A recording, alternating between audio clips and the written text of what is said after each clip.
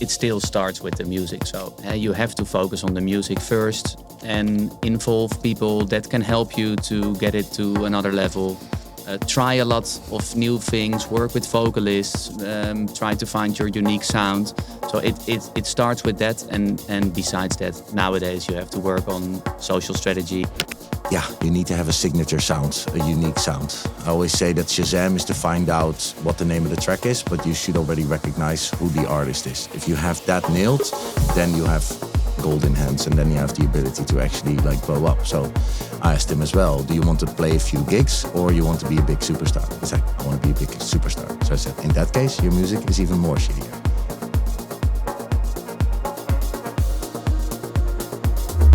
What up, my friends? Welcome back. Another episode, Brodie Nero TV. Let's get into it. Before we get started, you guys know the deal. Please like, comment, subscribe. Give me some feedback. Let me know what you like, what you don't like. Let's keep building this thing. And here we go. So I think this is going to be a super dope episode. About to give you, I think, around 20 years of industry experience across electronic music. I'm here with Lex and Niels. How you guys doing? Really good.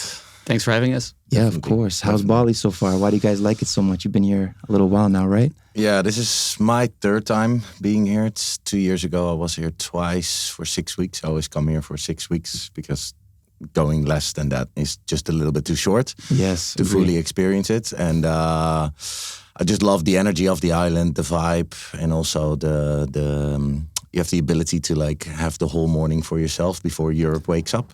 So true. You have the ability to do some deep work in the morning where nobody's bothering you, and then go to the gym and fully get into the day, have a nice lunch, and then get into work. I mean, we're here for 6 weeks, but we're still working. Sure. I mean, basically we're always working. We never really take a holiday, but we always mix and match it, So and this is the perfect place to do it.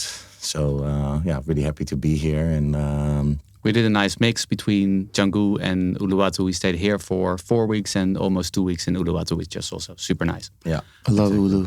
Yeah, it's good. Yeah, it was Solomon was playing, of course, at Savaya, so we wanted to surprise him.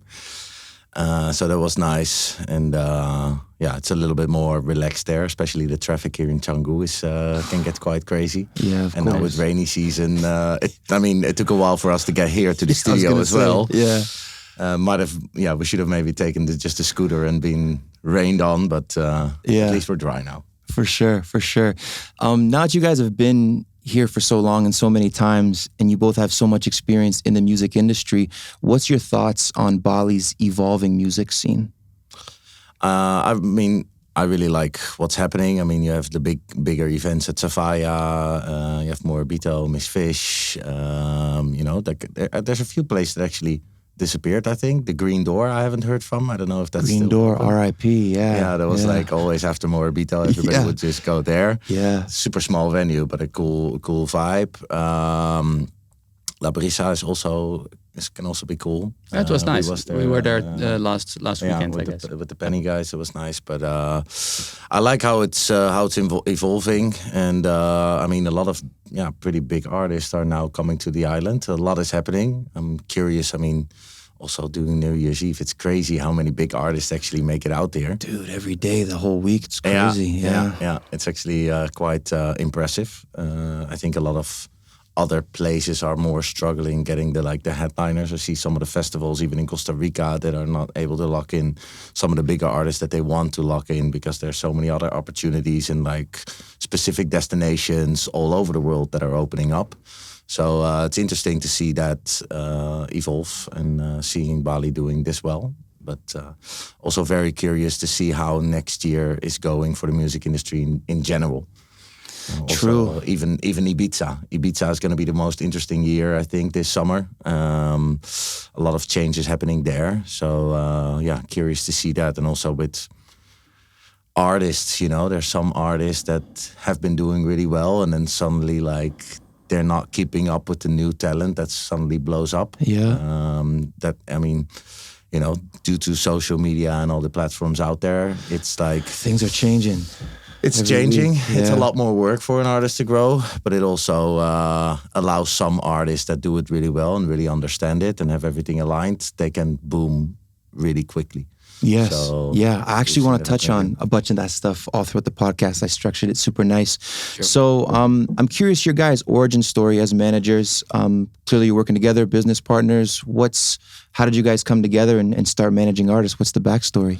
Well, I mean, I started Deep House Amsterdam about almost 15 years ago, I think. Was it 2018? Is that even long time? Mm-hmm. No, 2008. I mean, 2008. Okay. Yeah, it was 2008. That's 16 years now. Yeah. My calculation is a little bit off. Oh, cool. And I was studying in Florida. And there was a friend of mine who was a Latin DJ, and he actually invited me to a party, and there was this guy that ran a nightclub, and he was like, "Oh, you're Dutch, so you smoke weed and you're a DJ." I said yes to both. I didn't do either. I got super high on weed that night. Yeah. I woke up the next day, and I was like, I think I promised this guy to play this club, but I have no idea how to DJ. No way. So I was thinking about it for a while, and I was like, okay, how am I going to do this? So I have two options. I'm either going to come clean and say like, hey, sorry, I actually can't DJ, or I learn how to DJ in 1 week and I just show up without ever telling him. And that's what I did. Love so it. a friend of mine, he was the Latin DJ. He taught me how to DJ, and as a Latin DJ, you need to have quite some skills. But it was back in the time when there was no BPM counter on the CDJs, so it was like you really had to listen and like do it. Just also with vinyl, maybe a bit easier than vinyl, but still. So every night after school, I would just go to his place, and sometimes I would not even sleep and go without sleep straight to my classes. After like diving into music, burning CDs, and like learning how to DJ. Wow. I got offered a residency, but I was leaving quite soon after that. So I think I played 2 more times at that club. Then I went back to Amsterdam, met a guy that I like shared the same love for music. And like there was like this group in Facebook in which we connected, and we always liked each other's music. We got together, we started DJing together. Deep End Disco Boys was the name then. Really Deep bad. End Disco Boys. Okay, cool. What's up? But and then we started playing, and just like somebody else actually got involved and was like, hey, you guys should start like a platform. And we started a platform, we called it Deep House Amsterdam, literally uploaded our own mix, then asked friends whose music we liked to also do a mix for us. So back then it was like Detroit Swindle, Elias Mazian, all those guys got involved. And then suddenly it was like growing and the numbers were exploding. And at some point we had over 450,000 followers and almost 6-7 million listeners each month. Nice. So that was quite good. And then, I remember with Mladen, with Solomon, I asked him, it's like, hey, you always do premieres with DJ Mac and Mix Mac. And it's like, would you give us an opportunity? And at some point he was like, okay, you know what? I have this new track, Collective Turmstrasse, Sorry I'm Late. You have the ability to promote it, and let's see how that goes. And when we did, the track got #1 on Beatport for a year. I think till this date, that's still the longest running #1 hit on Beatport. So since that moment, we always had first choice. So we could always like do the premieres for Mixmag or for Dynamic. I remember with Mixmag that they had like a premiere locked in from Solomon, and I messaged the manager and I was like, hey, I thought we had first choice. And he was like, oh shit, yeah, sorry, I forgot to send you the tracks. So they gave me the A side that I wanted, and then they had to change with Mixmag to go to the B side. So it was good that they knew that we were important for them. Yeah, you had the leverage.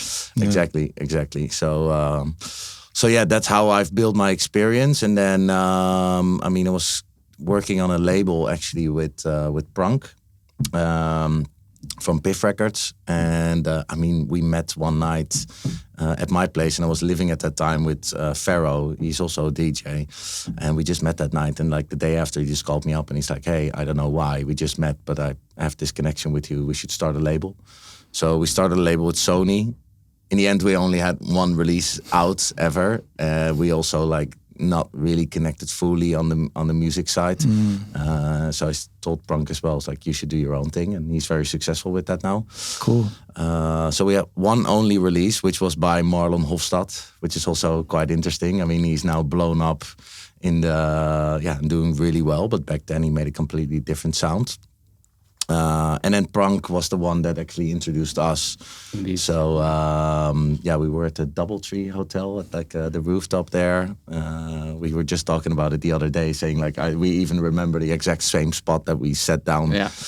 Sure. Where we met for the first time, and we connected instantly, and built a friendship. And Niels was doing some stuff. He was already connected and friends with Colin, who we now manage. And from there it just started gradually building and slowly started doing stuff together. And then eventually, we launched the management company. But before that, we were involved in the Mark Canteen, which is a really cool venue in Amsterdam. We did the summer nights there, and were involved mainly Niels also with the promotion of the venue. We had an office above the club, and we went out, shared the same love for music, ended up at after parties together. Nice. We had some really fun nights. Absolutely, yeah. That was really that was really good. Yeah. My background is a little different. I worked in finance and pharma for the first 10 years of my professional career, but at a certain moment I developed such a strong love for electronic music. My whole family is also from music, but mostly classical music.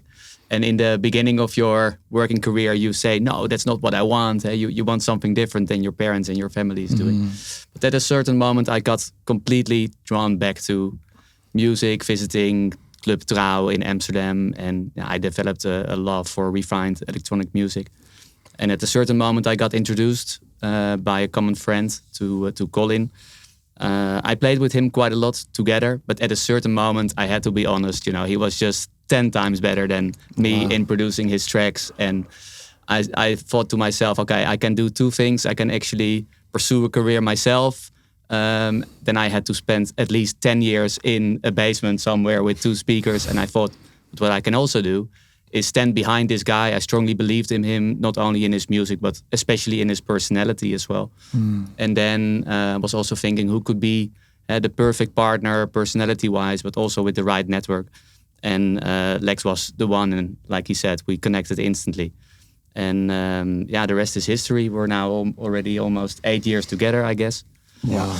So and now we're managing around 6 artists already. And going well. Yeah, and it was interesting with Colin as well. He was, sending us music, and I mean, I was already close and friends with Mind Against and Adriatic, and he was looking up to them, and he was like asking me, he's like, hey, can you send my music to them? And I was saying like, no. And he's like, why not? It's like, because it's not good enough. And he's like, wait, what? It's like, well, it's not bad, but it's not unique enough. You hear that you have the quality to produce, but you need to have a signature sound, a unique sound. I always say that Shazam is to find out what the name of the track is, but you should already recognize who the artist is. If you have that nailed, then you have gold in hands, and then you have the ability to actually blow up. So I asked him as well, do you want to play a few gigs or you want to be a big superstar? He's like, I want to be a big superstar. So I said, in that case, your music is even more shittier. No, but I understand the point you're making. Yeah, I think it's important. And I knew also with his mindset that it was good to push him. It was not like, I didn't want to give him a feeling of like, oh, I'm not good enough. Like, and he disappeared for a couple months, right? Well, no, actually quite soon after that, he sent more tracks, and then he was like, hey, can you send these? And I was like, I still don't think it's good enough. And he was like, no, you really need to send that. And I was like, you know what? I will send it. So actually they can say that it's not good enough. So you hear it from somebody else instead of me saying it, So I sent it to Mind Against, and they were like, hey, bro, thanks for sending. Not bad, but it's not something we would play. So they stayed kind, but I knew that it wasn't really a match for them. So he was even more frustrated. And then he disappeared indeed for 7 months. Didn't hear anything from him, at least music-wise. Yeah. And then after 7 months, he sent us new tracks. And one of those tracks was Amor, and also Resolve, which ended up indeed being the first track on the VA for Afterlife, and then also the first single of the EP that he did at Afterlife. And Amor was so unique. It was totally different, new signature sounds from his side. So that instantly got a lot of support, and that was the start of his career. Yeah, exactly. And then Niels and Colin went to a lot of Afterlife shows, so they traveled everywhere together, going there. Without a hotel, sleepless nights, just chasing the guys and trying to build a connection with the right people at Afterlife as well. Because you can imagine in the beginning that's quite hard. We didn't know the people as well, or you know who to talk to, but to get there is something else, obviously. So endless visits. Also, become friends with the tour managers, who is able to introduce you to the guys themselves at a certain moment. And be present, but not be pushy. Exactly. I think that's very important. You know, it's like we saw a lot of people that were there that just like were too much asking from them. And like there was one moment, Niels was with Colin at Loveland Festival, and then they suddenly played a track, but like a track that he produced under a different name before. And you were both like, how did they get the track? Because he sent it only to a label in Greece, that track. And he never actually got feedback on the track from the label. But eventually, Televas ended up having the track. So I think still, to this day, we still don't know how they got their hands on it. But yeah, there's only one chance that like that label had to send it to them. It was a euphoric moment also, because Colin was just in the crowd. And with the intro of that track, he thought, wow, this could be my track. Yeah. This is my track. And then it happened, and it was a huge stage, and he got totally tears in his eyes, obviously. But I was able to get him backstage as well. And that was the first time that he was able to meet the Televas guys as well. And he especially connected with Carmina at that moment. And they got to talk, exchange numbers, and Colin kept on sending new music to him, and that really established a very strong relation from that moment. Yeah. So that was nice. I think the important part there is as well, is like he, in the beginning, didn't want to talk, and Niels almost like pushed him in front of them, like he had to say something. You have a story now, right? Hey, you just played your track, so this is something big. This is a conversation starter. But I think the most important thing is it's like, look, they don't know really who you are yet, but you have like a way in, because they just played your track. So but you don't want to overdo it. You know, don't want to annoy them because they're on their own time there. You know, they are off. They just played, and they want to like talk to some of the people. So the only thing is like, hey, you played my track. Thank you so much. Is there a way of sending you more music? And then they gave their number, and then the only thing is like saying, thank you so much. I will keep sending music, and then you actually back off. Only if they want to interact more, then you'll stay.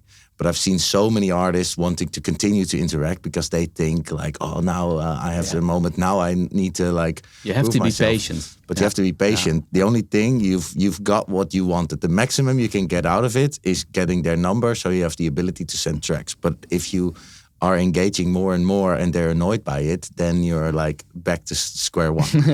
Right. So we've seen that a lot happening as well. But it took a lot of time. I mean, there was a moment when Televas played 10 like extended sets, and they would play 10 of Colin's tracks in one set, which is insane. But they still didn't sign a track, and it still took more than a year after the first demos they started playing to actually have them sign him. But I think one of the most important things is that they don't sign tracks, they sign artists. So they want to see how committed you are and how good of an artist you can be that fits within the family. It's not only, and that's what I did love about Afterlife, and that they didn't sign everyone. They just wanted to work with artists that were committed and that they saw that have the potential to actually grow instead of just being a one-hit wonder. Right. Yeah. So we needed to stay calm, and even though there was sometimes frustration, being like, why aren't they signing my tracks? And it's like, it'll come, be patient. Yeah. But that's also nice that we were together, and then with him, like we would always discuss things together, and you're not alone. Yeah. So I think that is also important to have like somebody, a mentor in a way, which we were for him, because we had more experience in the music scene to understand what to do, and also not to push so many videos of like Tale of Us playing my track again, Tale of Us playing my track again. Like you can do it once or twice, but don't do it 10 times. Yeah. Then they will look at your profile and being like, okay, this attitude is not the one that we're looking for in a future artist. Yeah, they're trying too hard to ride the wave. Yeah. We've seen that happen with artists that were like, they were playing their tracks a lot, and then because of their attitude on social media and how they behave, they didn't fit the picture. It's a delicate process. Yeah, and I can imagine. Yeah. Man, I'm so glad we're doing this episode because you've already given so many gems, the both of you, to like up and coming artists and stuff. Because you're both the first like high level professional managers I've had on the episode. I've structured this a certain way, so I'm just gonna lead us here now. Typically, day to day, what's involved work wise for you guys as artist managers, especially with a roster of 6? You said, yeah. What is it? What's day to day like for you guys managing that many artists at this level? I mean, there are certain things that you need to do. So there's a structure in place. Mm-hmm. Also, we have our assistant. So that this is also something you grow into. In the beginning, you just do it by feeling, especially in the beginning. It was also new for us. Like, I mean, for me, it was like before Colin. Actually, there were some other people that I actually introduced to. Or got introduced to, and they were like, "Oh, do you want to be a manager?" I was like, "Me, your manager? Why? Why would you think about me?" So in the beginning, you're just free flowing and just do what feels good, and over time, you structure it more and more and get to understand what is required to build an artist's career. There's actually something I'm working on now. I've already did that, but now I'm like, I'm now on headway to. I like reading books, but mostly they're too long. So these are 15 minutes excerpts of books of just like what is in there and what are the essential things. I like it, yeah. And there's so many things that with structure also you can, like what are your goals like for an artist? So first, also for an artist, it's so important to know what are your goals. Instead of just starting, it's like you have to write down what you actually want, because then you can like calculate back and like what are the steps required to get there. It's also like, I want to play at this club, but how are you going to play at this club? Like, who is working there? Like, who is, like, you can even look them up on Facebook or on LinkedIn and see like which other connection you have to those people to actually get involved with them and just show up and be there. So first of all, it needs to start with a plan. So, and each artist is different. I think that's one of the most important things is that, a lot of artists, they see content from others and they're like, okay, I want to do this like that. But it's first like, no, what are your qualities, what you're good at and what are you not good at, and what do you need other people for to actually help you with that? I think that's very important, just as in a business, you need to know your own qualities, and it is kind of like running a business. And especially now, because so many new things are required and there's so much competition from so many artists that want to prove themselves and, they want to reinvest into their career, which sets the bar quite high, for the new talent integrating and like everything that is required. So I think having a good manager that sees that is more and more important now. Mm-hmm. And so yeah, it starts with the plan, like where do you want to go? How do you want to get there? With whom do you see yourself amongst the lineups, as well? Are you an artist that, what kind of attitude do you have? Are you really like outgoing, speaking to artists themselves, or are you more introvert? So depending on what type of person you are, it also makes like, do you have the potential to build your own brand and to build your own mountain? Because there's a few, we call them mountains. It's like, you have the Afterlife mountain, you have the Kind of Music mountain, you have like different styles. And then it's like, do I fit within one mountain or do I need to build my own mountain? I mean, there's now also with Mau P, he basically built his own mountain. He started under a new name, but he created a style of his own that still has some overlap here and there with others. But he really had the opportunity to like grow big and fast because he didn't need to have someone on top of him. But there's different ways of doing that. But yeah, I think that is really important to understand and to see what potential you have and how to get there. And there's a way of riding the wave within that mountain and then being at a level and then make a sidestep and create your own. That's also an opportunity. So yeah. Yeah, and we are involved in every aspect of the artist's career. Yeah. Obviously. So some aspects are actually done by other people, like travel and advancing and stuff like that. We have a booker for that, but Lex is in touch with the booker on a daily basis as well to discuss, hey, what's best, what helps the career of the artist. So yeah, but literally in every aspect, also music-wise, we think along. That's sometimes also hard because the artist has spent a couple of days, couple of weeks on a track, then brings it to us for feedback. It can be challenging sometimes. It's also a personal opinion about music. So Sure. But you have to be a bit delicate, you're saying, in the way you interact. Of course, and also we don't know everything as well. Also music-wise, we're not always right. So that's always a delicate discussion. Yeah. But also in every aspect, like photo shoots, branding, finding the right partners, connecting with promoters, key promoters. Yeah. Every aspect. Yeah, publishing, music rights as well. Yeah. That's also something we're further developing on to help, and like also sometimes like an artist, especially, at Adriatiek, there's two people, right? So they can bounce ideas off each other. They're in the studio together, but some artists, they're just solo and it's just them. And it's like, it is nice to have a sparring partner sometimes. So it's also like sometimes get out of your comfort zone, produce with other artists also, or even like co-producers. That's also a big thing now, so it's new insights that are given and maybe new qualities that you can take from them to actually like insert into your own daily productivity. So I think that is also really important, and it's like you can always try. If it doesn't work out, it doesn't work out. Nobody, the world doesn't need to know. If you're not happy with the result, it doesn't need to come out. Right. So sometimes you're thinking about it too much instead of just do and try. And if you're not happy with the end result, you keep it as it is. You're a little wiser and you move forward. And maybe later you do find someone that you could connect with on that level. Cool. So, yeah. Nice.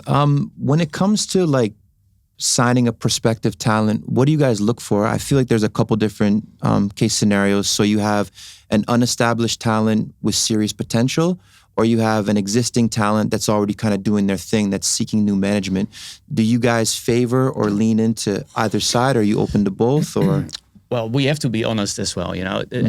Becoming successful as an artist, it's not easy, and there's a lot of groundwork to be done before you get the first traction in. So to start at absolutely zero can be challenging for us. And normally we get involved when the artist is already performing, producing, releasing, and that is the moment that we get involved.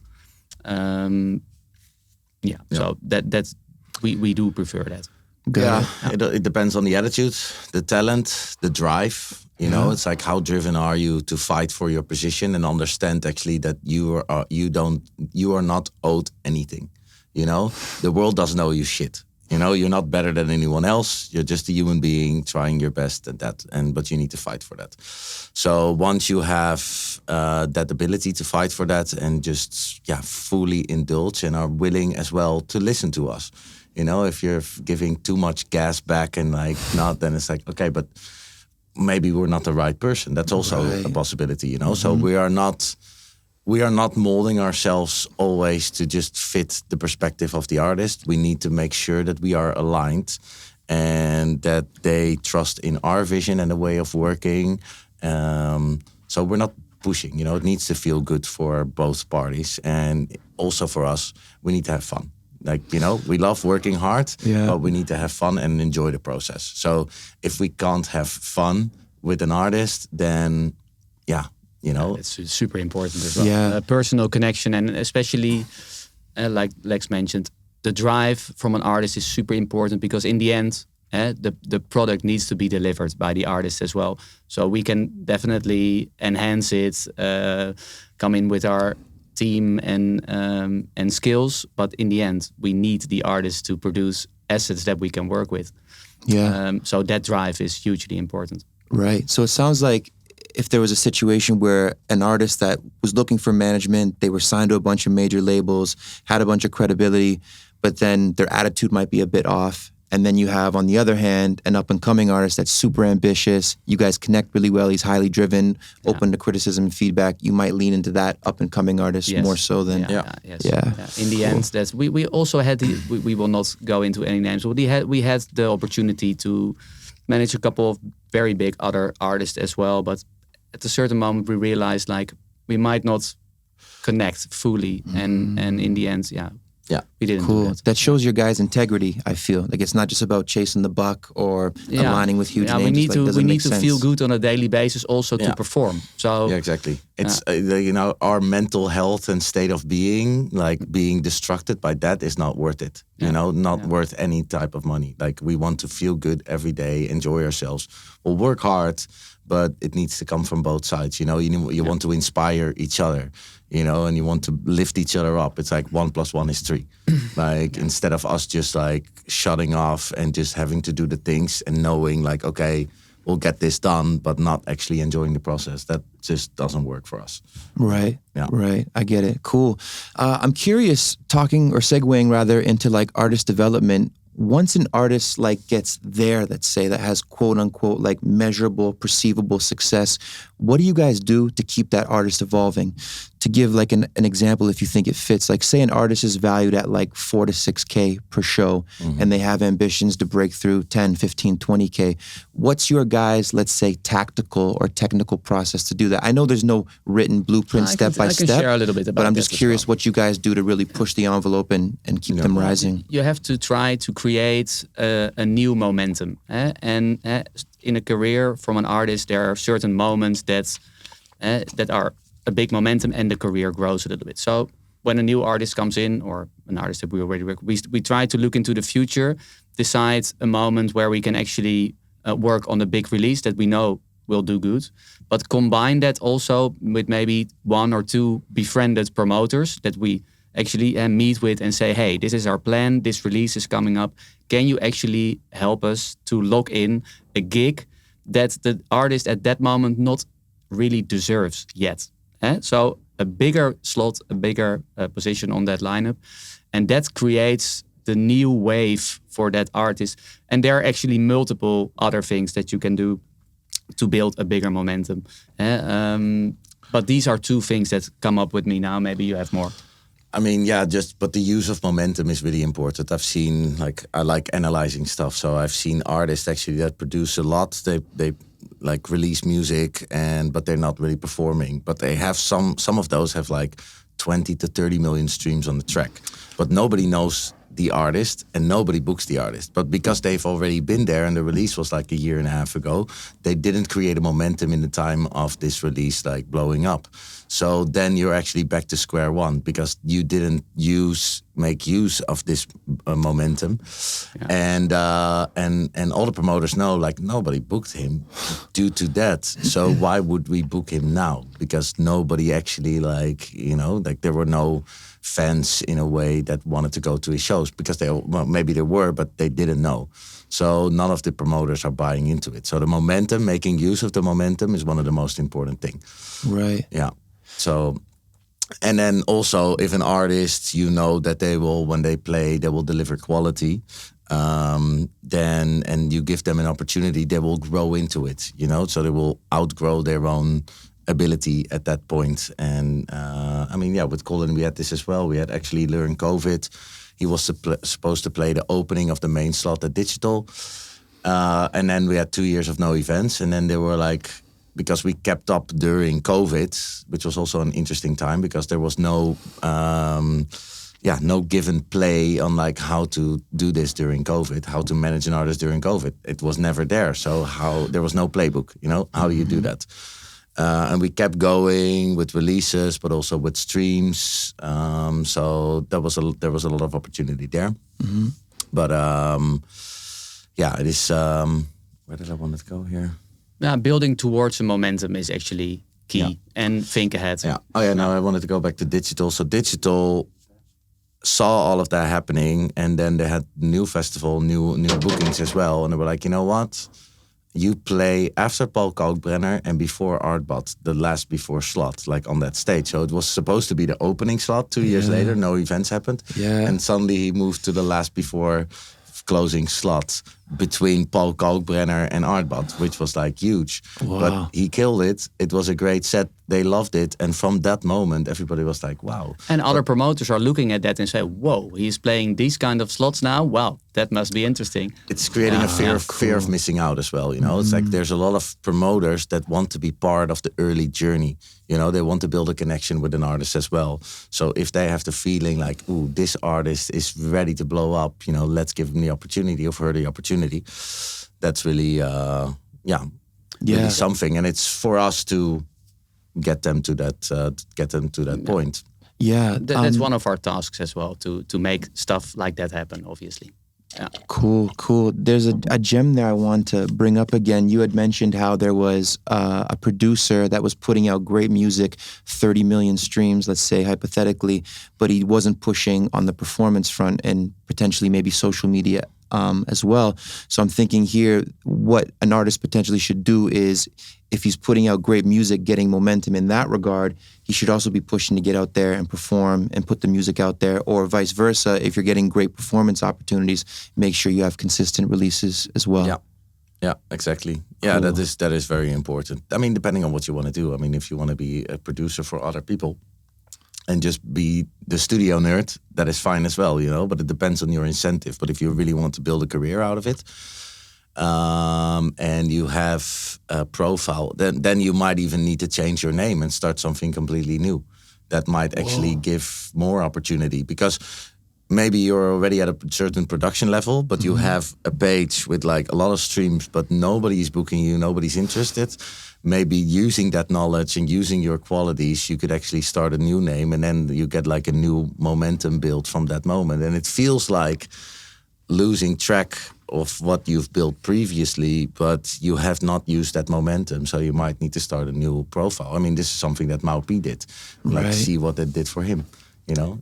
It can also be challenging that when a DJ has been in business for quite a while, then at a certain moment, we always call it that the profile landed. So that means that the promoter actually thinks a certain way about this act and thinks, oh, they sell this many tickets, they do this. And it can be quite challenging to lift that profile again.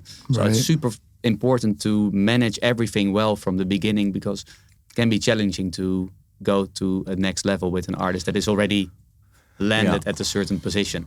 Yeah. So that is why it's also important to really strategize and think ahead in a career, because as soon as it lands, then it's more challenging. We've seen so many careers like going down and not lifting up again, and they just disappeared sometimes, you know, because they're not keeping up, and there's so many people, new producers, DJs that are ready to take over your spot. So you know, so you need to keep up. Yeah. And that is one way of keeping your own creativity up, like keep putting out music, but also like having a team that actually can, you know, has built relationship. I mean, we traveled in the beginning, especially a lot with Colin, and we've built close relationships. I mean, I remember we had an offer from a venue, and this venue was like, okay, we want to book Colin, and you know, he has really close relationships as well. But then they said like, but there's one thing that we need to implement in the contracts. There's like, and Lex, you also have to come. Otherwise, the gig is not happening. Because we're having fun with the promoter, you know, we're having a good time. We just have a good connection. And it's like, of course, they would have done it as well without it. But it's like, they would appreciate it if you come along as well. So sometimes we get a message like, oh, you're coming along. It's like, oh, no, sorry. Like, no, we're in Bali. And I'm like, oh, damn, would have been nice to see you. So it's also just having fun and, you know, building a good relationship with them. And as an artist, you need to do that. But also, for us, because we've also have that, it's like 1 + 1 is 3. Like the artist has a good connection, we have a good connection, so they like to have us there, you know. So that's really good. Most of them. Cool. Yeah, I mean, there's also the other side. There's promoters, but actually a really bad attitude, and they think they're big, and they think they can strong arm you and do whatever you want. And then we've been in a situation and they lied to us about the numbers, and like it came out and they actually have more numbers, and we deducted the fee because they said like, hey, actually we're not allowed, we don't have we can't fill this capacity. So we're like, you know what? Because we want to think along. Like I think promoters are very important, and you don't want to squeeze them out. We need them in the long run, right? Because they're the ones providing you the gigs. So we need to have a good relationship, and everybody needs to make money. But if you fuck us over, then it's also like, hey, we might give you one more chance to prove yourself, but otherwise it's done. I don't care how big they are. I don't care what their influence is. You lose your integrity. We find someone else. We don't need you. Right. And there's others that do bend too much, and they're like, oh yeah, fuck, but they're important. And we're like, no, this is how we work. And if you go outside the lines too far, thank you. That's it. Yeah.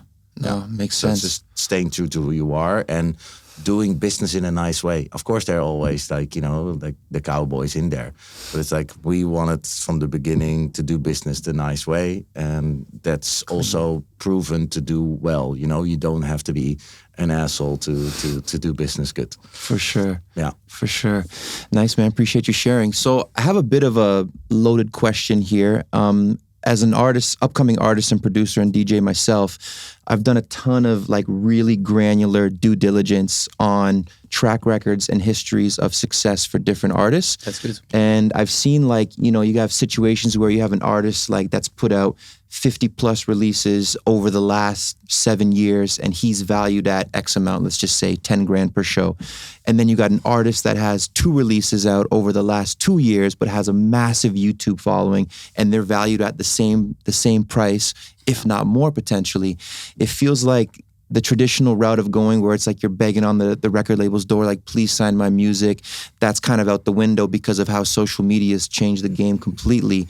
That all being said, how has that affected how you guys manage your artists? I mean, again, when you have an artist that's gone the traditional route and had traditional success, but then someone that's had shorter and less experience all of a sudden blowing up via social media, has that affected how you guys, I guess, manage artists or who you may potentially sign? Or what's just your general thoughts after you hear that? Definitely, but it's first you look at the artist. What is their output?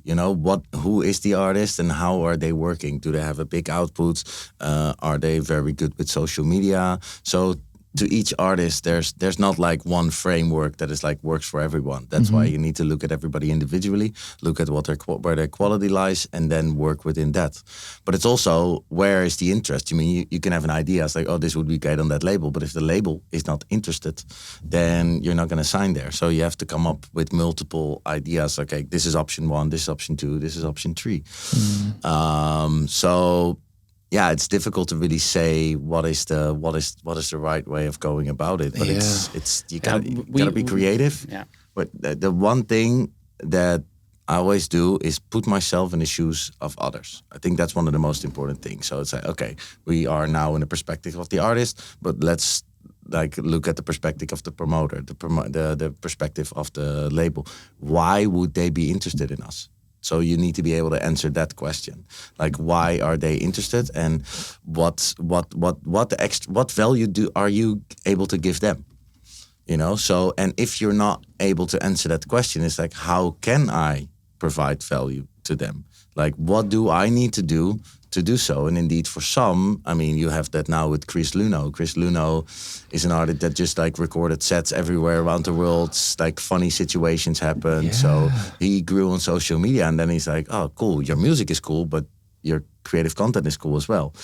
So, you have it with Aaron Heibel as well. He also just blew up out of nowhere, and Alex One. He just did the remix for Milkshake for Callis, and he just blew up also suddenly. And he knew that it was like, okay, I can't do this myself, so I need to find people. So you need to understand of like, what are you good at yourself, and what are you not good at, and who could help you with that. And you don't need to immediately end at like a high quality manager. Can also be someone that's willing to fight for you. Sometimes those could be even better for a younger artist, because they are so motivated. And if someone believes in you and fights for you and makes that happen, then that is great. So It's also an interesting time, because you see some artists blow up very fast now. Yeah. But that happened quite recently, in my opinion. So I'm also curious to see if some of them are a real hype, or can they back it up? Are their sets consistently good? It's also important. It takes years to play consistent sets, so we should also not underestimate that. Our artists that we work with so far, they walk the traditional route. Yeah. But yeah, there are many. There are multiple ways to roam. So indeed, if you have amazing content, that also works, and there's nothing wrong with that as well. Let me be clear about that. yeah. But there are many ways to stay in the game consistently. So you still have to see if everybody is able to keep up with that. Yeah. Cool. I'm curious. For sure, there's going to be a lot of like up and coming artists and DJs and producers listening to this. What do you guys think are general good habits for artists? You could be going as detailed as saying they should be putting out this many sets or this high quality content per month, or they should be working on their mixing, getting super granular with it multiple times per week outside of gigs. Yeah. In your guys' experience and history working with artists, helping them through their development process, what things have you suggested to your artists that have helped them become better and have more success? Well, for each artist, we look at it differently, and you need to analyze in what way where their qualities lie. We've actually recently had this discussion for one of our artists, and we're like, you're not that type of artist, but you could run a label. Like at some point, like for Tale of Us, they actually saw like younger artists. They were like, fuck, they actually produce better music than us. So they started the label, and instead of like making them competition, they made them part of the family. So, and Solomon did that as well. I mean, he had great remixes, but not that many originals that blew up. So he created a family, and he had a vision. And Tale of Us had a vision as well, and they were like, we want to make you part of our family. And that's how the whole family grew together. But it's not always about competition there. And for one of our artists, we see that as well. We're like, okay, you're great at producing music, but I think maybe others are even better. But you have the likability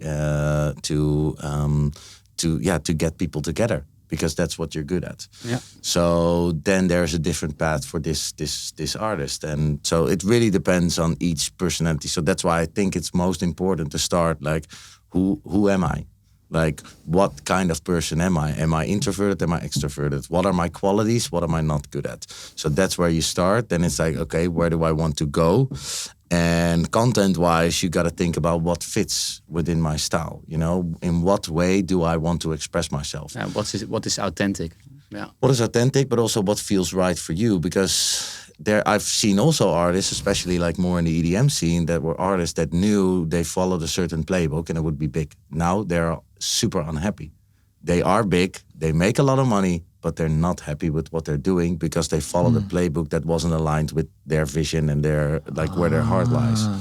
So a lot of artists, they choose a path, and then it's very hard to change that path because you've built your career on this vision of other people seeing you a certain way. So that's why I think it's really important in the beginning to do this, because if you don't do this in the beginning right, you might go on a journey that actually you're not happy with. And regardless of your success, if you're not happy, that's not success. What's the point? Yeah. Exactly. Yeah.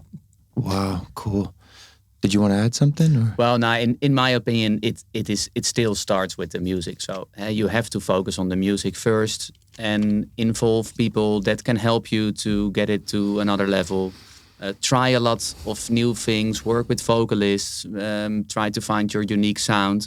So it starts with that, and besides that, nowadays you have to work on social strategies, find your unique way there as well. But I think you should still focus on the music, and especially now there are also many opportunities to increase the quality of your music with AI. I heard crazy examples of vocals lately that were so crazy good that I think it's a huge opportunity as well for young talent, but it's also a challenge, obviously, because there's going to be a lot of good music Well, soon. yeah. Right. You need to think, Yeah. what is your unique selling point? You know, what sets you apart from someone else?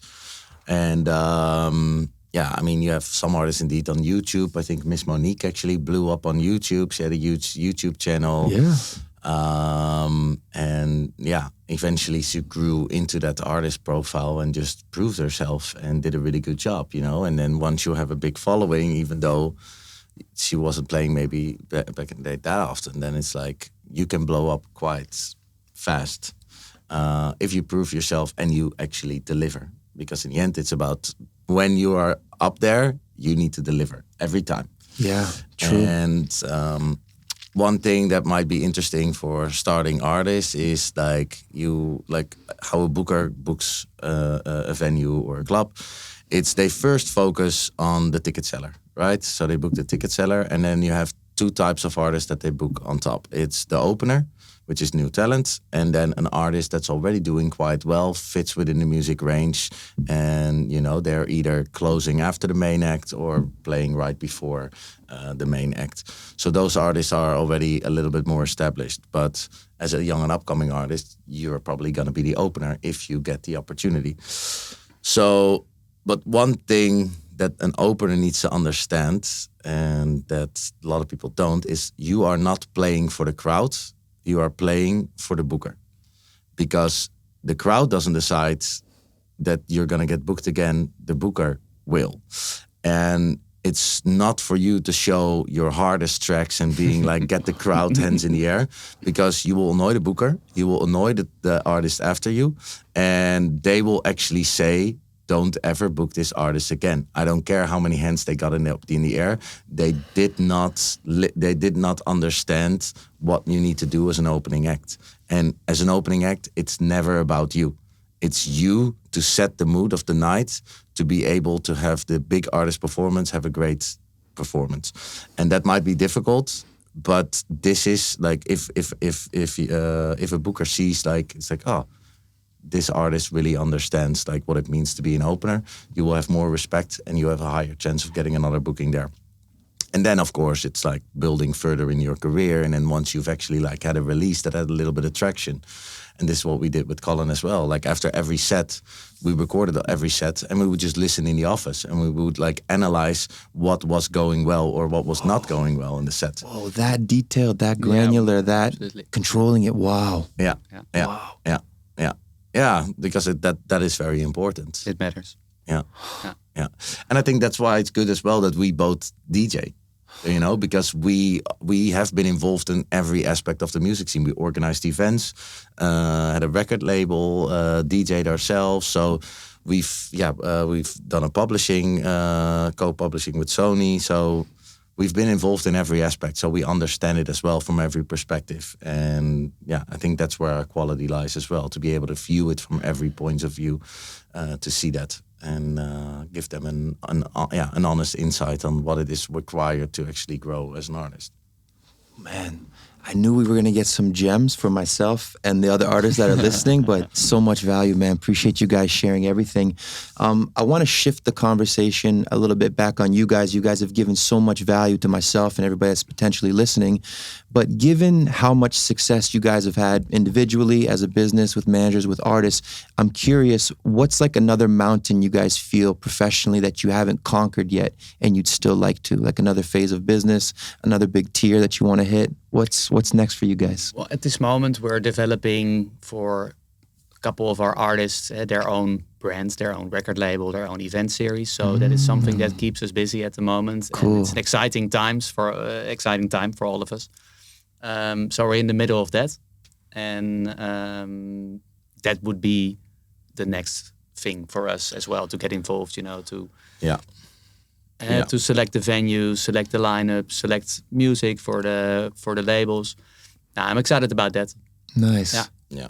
Cool. And there's more things that we're talking about, but it's like there are certain steps that need to wait for other things to come together, you know, the event side and like really building a brand and like the whole identity around that is like the main thing we're focusing on now. Yeah. To really have something that's standalone and that really like, gets the artist to the next level.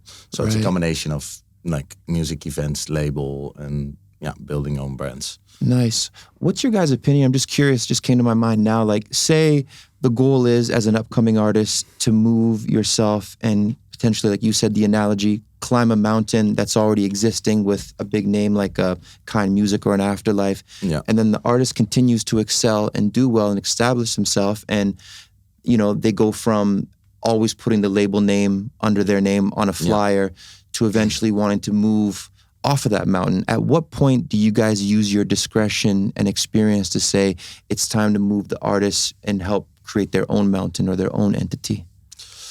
Well, I mean, there's some artists that are just so tied to a specific brand that if that brand dies, then where do you go? Right. So eventually you also need to spread the risk a little bit, you know, so you need to make connections with other artists and also try to find other ways of like doing that. And there needs to be a bit of a balance, but it also, for example, we had with Colin the opportunity to play a long time ago. This was already with Hangar, and we had the opportunity to play with Mind Against. But he was playing with Mind Against quite a lot, and we're like, you know what, this is great, and we'd love to be part of this event. But could he maybe play with another artist, because we don't want him to play with Afterlife artists all the time. And then they were like, well, we actually have Am DJ playing. That could be interesting. And then like Am DJ was playing, and he was able to close after Am DJ, which was a great opportunity. And we also had a great relationship with his promoter, who's now one of the biggest promoters in Belgium. And like, they do an amazing job. They do even they work with X from Adriatiek. They do some stuff. They do the whole cloud production for Kind Music as well.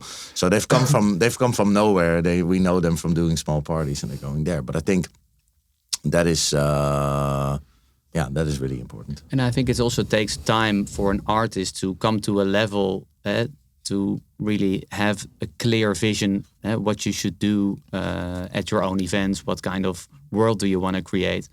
And that also takes quite a bit of time. So at a certain moment, an artist will be artistically ready to build his own mountain.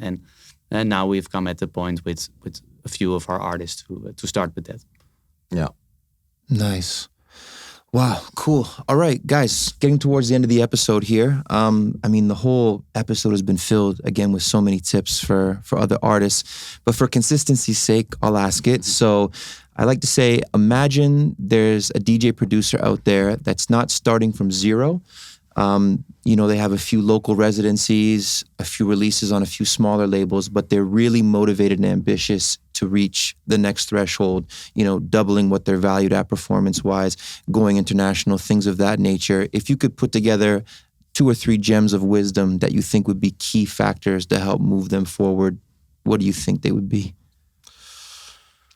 Okay. In that instance, I mean, release-wise, you would connect to a label that has the opportunity to also book you on events. That would be an ideal scenario. So it is like, somebody that takes you under their wing, that believes. You need somebody else to believe in you. You always need to have other people believing in you, and that doesn't need to be a manager. That can be another artist. That can be a Solomon, a Damien Lazarus, a Blondish, a Peggy Goo, whoever. And of course, the ideal scenario is someone that is able to offer you to bring you along on some of the events that they do. So that would be the most ideal scenario to do so. So you got to find out where could I potentially fit, and also what has it done for other artists that have previously walked this path.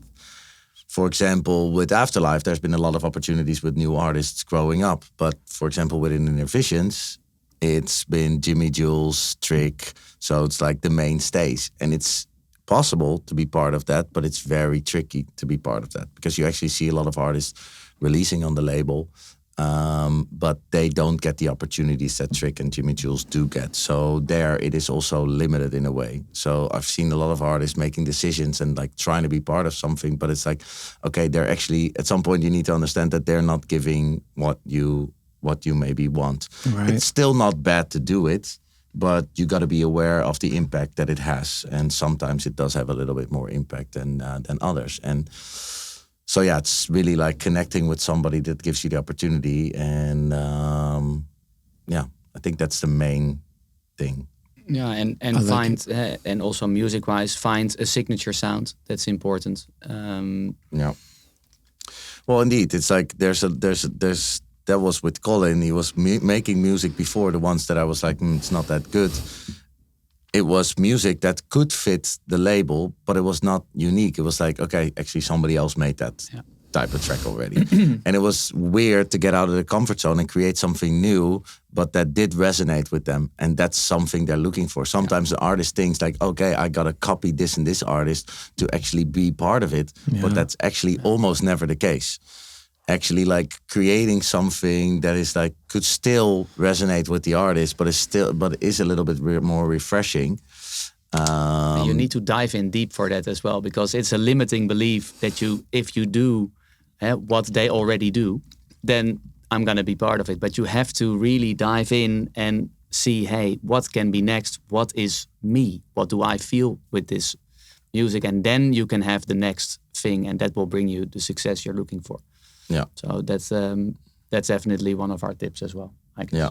Nice. No, it's so good. It might single-handedly be the best response I've got so far, like 13, 14 episodes in now, because God bless everybody that's been on the show so far, but sometimes it's very cliche, like, oh, stay consistent, don't give up, keep working hard. And I'm like, we understand these fundamental things, but it can go deeper than that. We can be more analytical and more intentional with it. Yeah. Cool, man.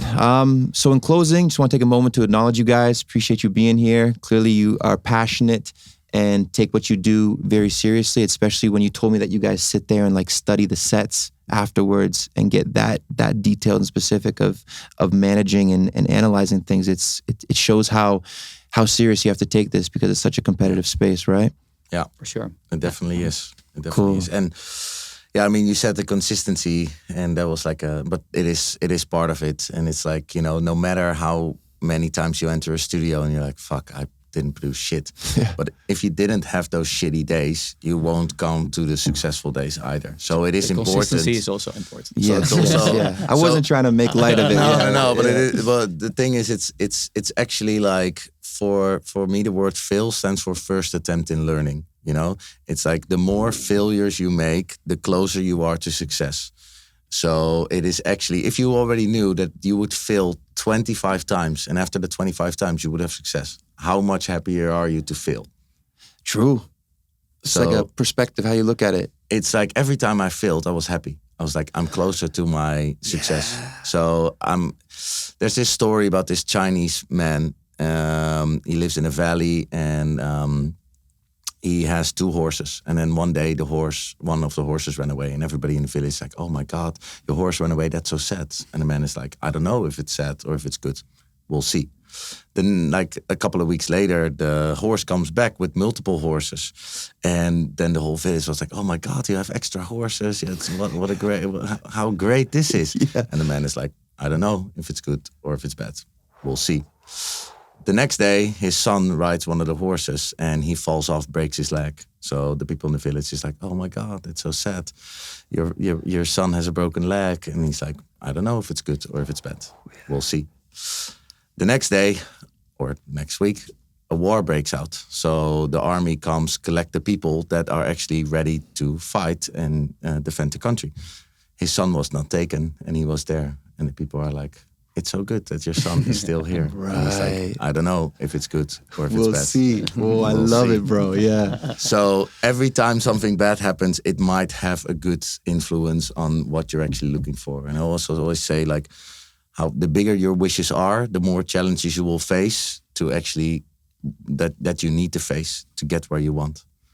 So sometimes like a challenge is a blessing, because the world is providing you the challenges that you require to actually get to the level that you want to be. Wow. So good.